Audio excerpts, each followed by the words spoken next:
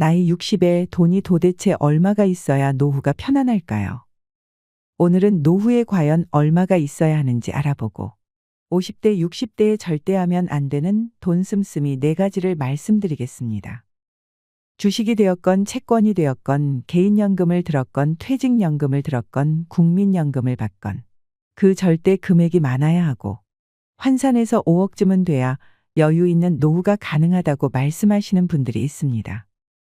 여러분은 이 말에 얼마나 동의하시나요? 5억쯤 가지고 계신 분들은 고개를 끄덕이실 수도 있겠지만 대부분의 경우에는 그렇지 못한 것이 현실입니다. 실제로 우리나라 노인분들 중에서 노후 준비가 넉넉하게 제대로 되어 있는 경우는 아주 드물었습니다. 나이 50에서 60대 은퇴자들 평균 금융자산이 잘해야 2억이라고 하는데요. 이것이 진짜 현실입니다. 여러분은 행복하고 편안한 노후를 위해 어떤 준비를 얼마나 하고 계신가요? 이미 은퇴하신 분들은 꿈꾸었던 여유롭고 행복한 노후를 보내고 계신가요? 제일 중요한 건강 챙기고 인간관계도 잘 다지면서 사회활동과 취미활동, 여가생활 등 노후의 시간을 어떻게 보낼지에 대한 고민도 많으실 텐데 이 모든 것은 반드시 전제가 있습니다. 그것은 바로 돈입니다. 이 모든 것에는 노후 자금이 뒷받침되어야 합니다. 그렇다면 노후 자금으로는 최소 얼마 정도가 필요한지, 또 자금은 어떻게 마련해야 할지, 얼마가 있어야 편안한 노후를 보낼 수 있을지 궁금하실 텐데요. 물론 돈이야 많으면 많을수록 좋겠지요. 많이 쓸 수 있으려면 많이 쓸 수 있도록 자금 준비가 잘 돼 있으면 좋을 텐데 그 준비하는 것이 참 만만치가 않습니다. 쉼없이 일하고 또 일했는데 지나고 돌아보니 내 주머니는 여전히 텅텅 비어 있습니다. 이렇게 보면 참 허무하고 아쉬운 세월이지요. 사실 우리나라 평균 퇴직 연령은 50 전후이지만 정부는 실제 은퇴 연령이 62세라고 발표했습니다. 현실은 엄연히 다릅니다. 요즘에는 40대에 강제 은퇴하게 되는 경우도 많습니다. 일단 은퇴 시점이 60세라고 보고 50대의 은퇴 퇴직 예정자.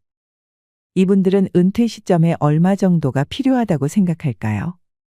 사람마다 좀 차이는 있지만 가장 많은 대답이 월 300 정도는 있어야 되지 않겠냐라고 말합니다. 실제 통계 자료 우리나라 50대 이상 은퇴를 앞두신 분을 대상으로 은퇴 후 노후 생활비가 얼마나 필요할까라고 물었더니 기본적인 생활비로 부부가 살아갈 때 286만 원 정도의 월 생활비가 필요하다고 답변했고 개인으로는 165만 원이면 혼자 살아가는데 적절하겠다고 말했습니다. 참고로 2022년 기준 최저생계비는 2인 가구 195만 원, 1인 가구는 116만 원입니다. 이는 5년 전보다 2인 가구는 25만 원 증가했고 1인 가구는 10만 원 증가했습니다.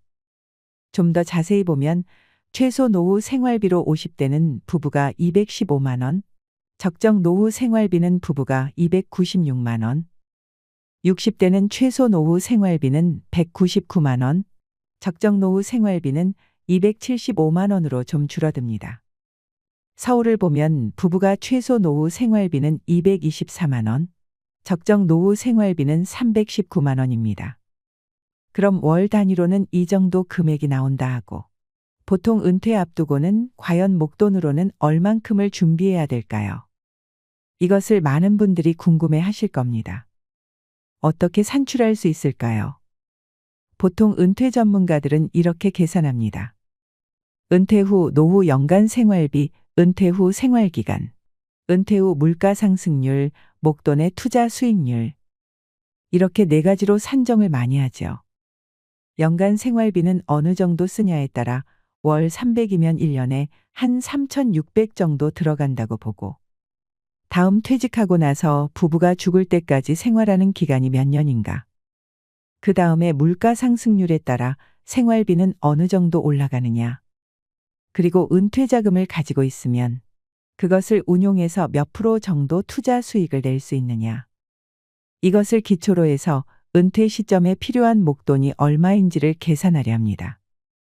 요즘에는 1년 정기예금 금리가 5% 이상까지 상승했지만 투자 수익률을 4% 정도로 잡고 평균 수명이 84세 가까이 되지만 10년마다 1년씩 늘어나니 그러면 60에 은퇴하고 이후에 30년을 더 산다고 가정하여 계산해 보면 연간 노후 생활비 3,600 정도를 쓴다 하고 우리나라 과거 30년간 소비자 물가 상승률 평균이 3.5%이므로 생활비가 매년 물가 상승률에 맞춰서 3.5%씩 증가한다고 가정하고 투자 수익률을 4% 정도로 할 때 은퇴 후 생활 기간은 30년 정도로 이렇게 단순 계산을 해보면 10억에 가까운 정도의 자금이 필요하다고 산출됩니다.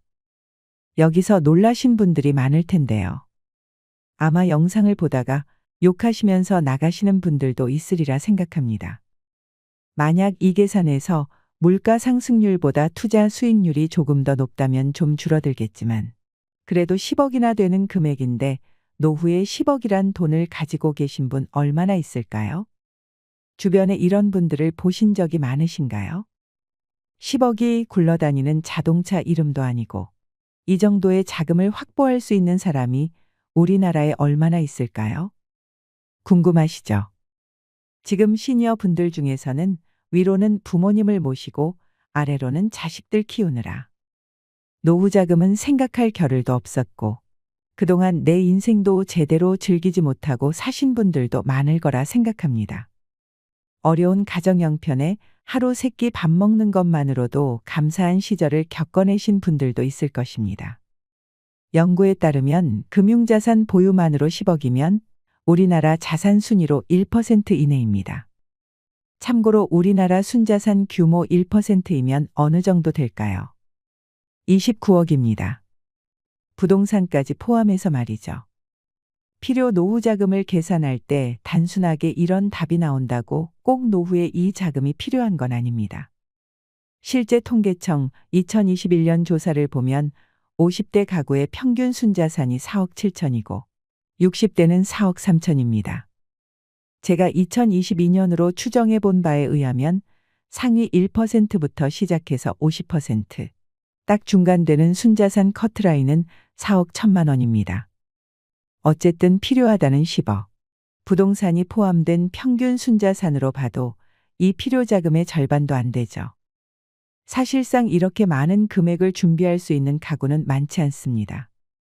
제 지인이 은행에 근무할 때도 PB 점포를 제외한 일반 지점에서 개인이 현금 예금 10억을 예치하고 계신 분이 10손가락으로 2번 정도 셀 정도라고 했는데요. 이것만 보더라도 이렇게 계산하는 방법 자체에 문제가 있다는 것을 알 수 있습니다. 가장 큰 문제는 은퇴 후의 생활비가 매년 물가 상승률에 맞춰서 증가하기만 하느냐 했을 때 그것은 아니라는 겁니다. 오히려 감소할 수도 있고 또 물가 상승률보다 투자 수익률이 훨씬 높을 수도 있고 사회활동기보다 은퇴 후 소비력이 훨씬 떨어질 수 있는 것입니다. 10억이란 금액은 이런 것들이 모두 고려되지 않고 지나치게 과다 계산을 한 것이지요. 10억이라는 금액, 이렇게 너무 많은 금액을 말하면서 노후 준비하는 사람에게 겁만 주고 공포감을 조성하고 있습니다. 대개 보험회사나 은행들이 마케팅을 위해 이렇게 계산하면서 많이 사용하고 있지요. 의료비 많이 나가니 보험 드세요. 노후자금 마련에는 이 연금만 한 것이 없어요 하면서 터무니없는 상품을 가입시키려 하는 경우가 부지기수입니다. 나이가 들어가면 아무래도 활동 반경이 좁아지고 사람도 덜 만나게 되고 자연히 씀씀이도 지출도 줄어들 텐데 노후 자금을 산출할 때는 이런 부분이 가만히 되어야 합니다. 우리가 쓰는 지출도 의식주 같은 기본 지출은 어떻게 줄일 수 없는 부분이죠. 이 기본 지출은 사는데 꼭 필요한 돈이고 이건 물가가 올라가면 상승하는 부분들이 분명히 있는 건 사실이지만 예를 들면 외식을 한다거나 여행을 간다고 하는 지출은 나이가 들어가면서 사실상 감소합니다. 이렇듯 의식주 관련된 기본 지출이 증가하는 속도보다는 그 외의 지출이 감소하는 폭이 훨씬 더 커집니다. 전반적으로 은퇴 후에는 생활비 수준이 이렇게 줄어드는 모습이 일반적이죠. 은퇴하고 노후가 되면서 돈 쓸 곳이 별로 없다고 말씀하시는 분들이 많습니다. 나이 드니 생활비가 훨씬 적게 들어가던 걸요라고 말하시는 분들이 바로 이런 이유입니다. 그런데 사실 생각해 볼 것이 하나 있습니다. 기본 지출도 중요하지만 나이가 들수록 몸이 아프면서 발생하는 의료비 같은 것. 이건 나이가 들면 당연히 증가할 수밖에 없습니다. 보통 은퇴 후 생활 기간을 30년이라고 보고 10년씩 나눠보면 초기 10년은 활동이 왕성한 시기라고 할 수 있습니다. 은퇴하면 백수 몸살 난다는 말이 있지요. 외식도 많이 하고 친구나 후배 등을 많이 만나고 취미활동, 국내외 여행도 많이 가면서 지출이 많아지는 시기입니다. 이 시기가 지나고 나면 70대 들어서면서 활동량이 많이 줄어듭니다. 건강 상태도 차츰 안 좋아지고 병원비도 슬슬 들어가기 시작하는 시기입니다. 은퇴 후 10년간 여행 다니며 왕성한 활동 시기를 생각하는 추억의 시기인 70대 시기는 지출 비용이 많이 감소하기 시작합니다. 그런데 또 이 시기가 지나고 나면 간병 시기에 접어들죠. 은퇴 후 마지막 부분에 가게 되면 의료비나 간병비 지출이 크게 늘어나면서 전체적으로 은퇴 생활 기간 동안에 다시 지출하는 분이 늘어나게 됩니다. 그래서 이 사이클을 잘 생각하고 노후 자금도 각 시기에 맞춰서 계획하는 것이 중요합니다. 사람마다 생활비가 줄어드는 폭이나 기간, 간병비 금액의 차이는 있지만 이 30년의 흐름은 크게 다르지 않다는 것이죠. 그런데 점점 노후 자금 준비해 둔 것은 바닥이 날 테고 그러면 결국 의료비나 간병비 같은 것은 자녀들의 몫이 될 수밖에 없을 텐데 자녀에게 우리가 부담이 될 것인지도 생각해 봐야 할 문제라고 할 수 있습니다. 자녀 그들도 현재 살기가 힘들지요. 보통 간병비가 필요한 시기가 되면 그때 자녀도 은퇴할 시기가 가까워져 있을 텐데 말이죠. 옛날같이 부모를 봉양하던 시대가 아닙니다. 그래서 노인 스스로가 부양해야 되는 문제들이 발생하기 때문에 여기에 대한 준비를 별도로 해주지 않는다면 나중에 상당히 큰 어려움을 겪을 수 있는 것입니다.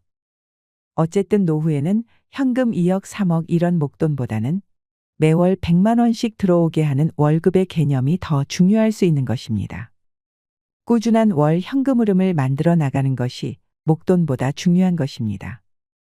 일단 자신이 어떤 형태의 연금을 가지고 있는지부터 살펴볼 필요가 있습니다.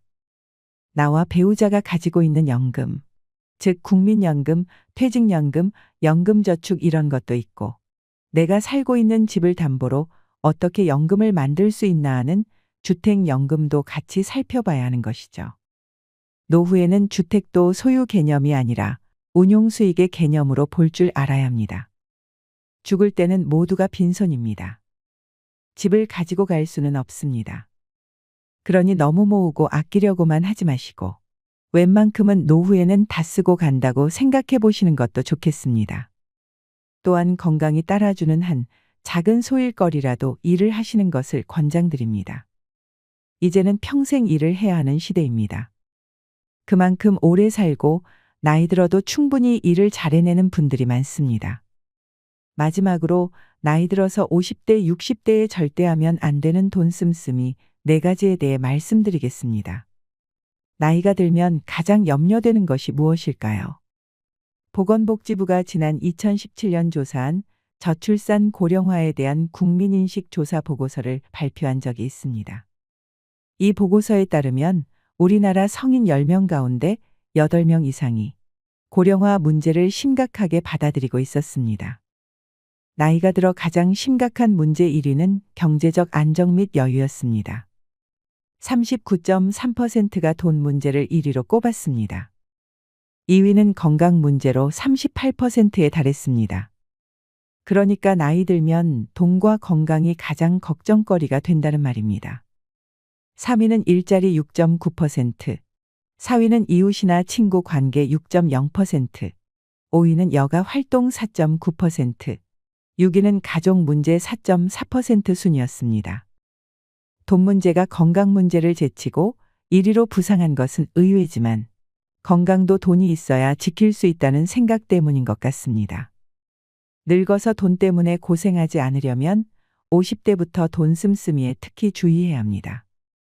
20대, 30대 때 실패하면 벗어날 수 있는 기간이 길어 다시 회복할 수 있습니다. 실패를 거울 삼아 전화위복의 계기가 될 수도 있지요. 그러나 50대가 넘으면 장기적인 수입을 기대할 수 없기 때문에 회복이 거의 불가능합니다. 50대가 지나면 정년 퇴직이 가까워집니다. 안정적인 수입을 기대하는 기간도 짧습니다. 요즘에는 수명이 늘어나 정년 후에도 재고용 제도를 활용하여 일하고 싶다는 사람이 많습니다.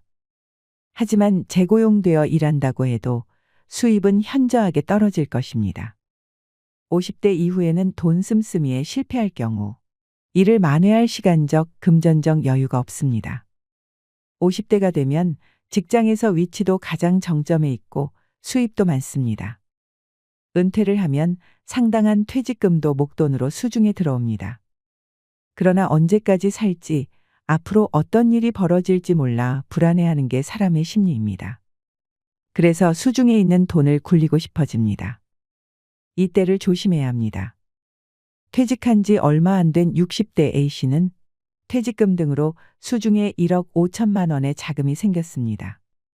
처음에는 은행 세 곳에 분산 투자해서 넣어두었습니다. 이자가 낮아 자금을 굴려볼까 고민하던 차에 은행 직원이 이율이 높고 6개월 단위로 단기 투자할 수 있는 독일 국채상품 DLF 투자를 권유했습니다.